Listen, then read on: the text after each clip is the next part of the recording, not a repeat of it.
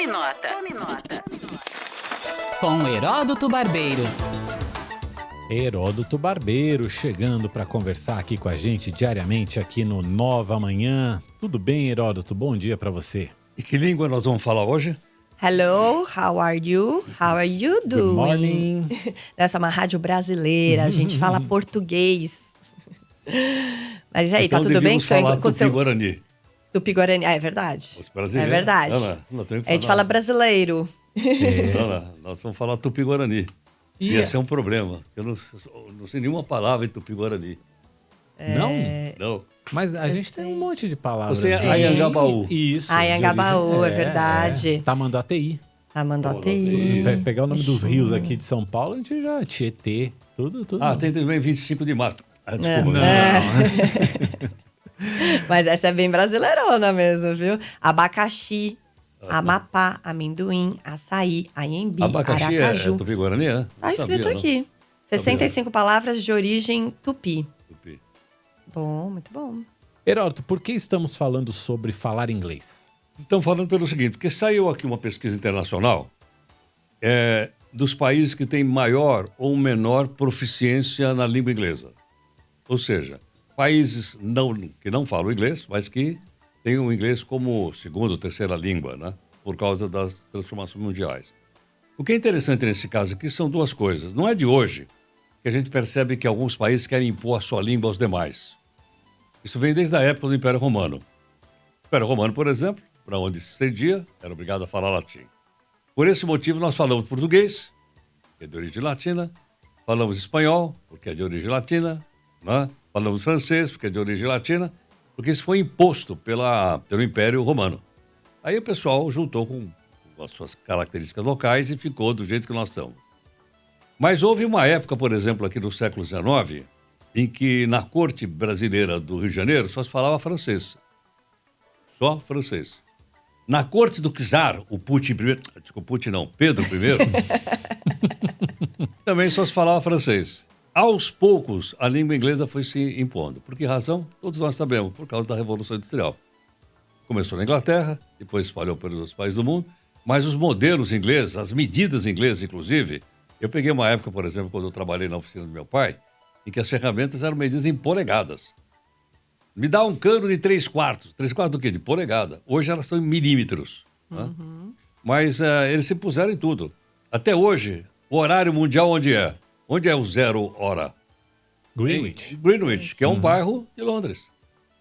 Então eles foram impondo aos poucos, graças ao desenvolvimento econômico e à Revolução Industrial.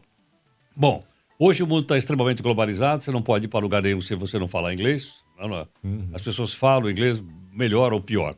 E o Brasil entrou num ranking de 111 países. Nossa situação no ranking é o seguinte. Estamos no lugar de número 58. Eu ia me arriscar a falar em 58º, mas deu errar, né? Melhor falar em 58. 58. É na metade do ranking. Nós estamos mais ou menos na metade do ranking, nós estamos com 58. Agora, chama a atenção, irmãos, os que mais falam, logicamente, são os países europeus. O curioso é o seguinte.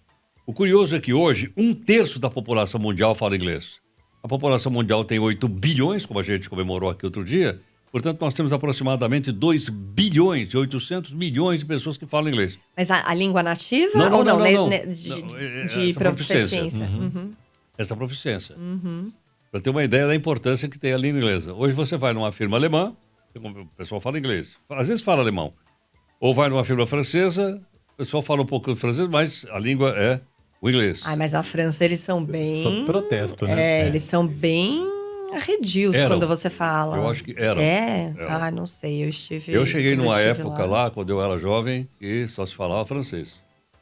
Melhorou, você acha? Hoje eu estive há 10 anos lá e, nossa, eu fui muito hostilizada se eu falava inglês. Assim. Nas grandes cidades na França, você já encontra mais gente, principalmente os mais jovens, falando inglês. Mas mesmo assim, a galera claro. Torce o nariz. É como nós aqui, né? Que falamos português, tá certo ou não? Mas a gente, eu acho que a gente fala espanhol, fala um portunhol. A gente ajuda boa. muito o estrangeiro aqui, né? A gente se esforça muito para ajudar, para tentar falar algum outro idioma, né?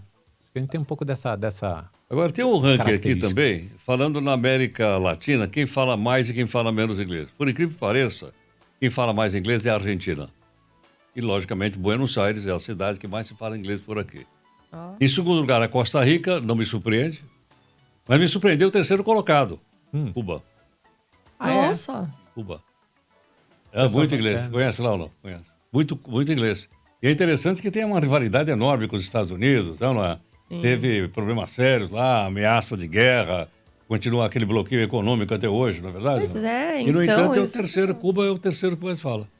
Agora, Cuba foi uma área forte de influência dos Estados Unidos até a Revolução, né, Heródoto? Não sei se isso ainda se reflete. Muitos cubanos também que conseguiram sair e alguns conseguiram ir para os morar Estados Unidos na e talvez Flórida, esse vínculo principalmente, familiar de quem ficou com quem foi, não sei, assim, mas Não sei também. isso é curioso, Não sei. né? Agora, o São último Paulo, colocado. né? Você pensar em São Paulo, que é uma cidade, né, de negócios e tal, você nem tá nesse ranking dos principais da América Latina, né? Curioso. Agora tem o último colocado.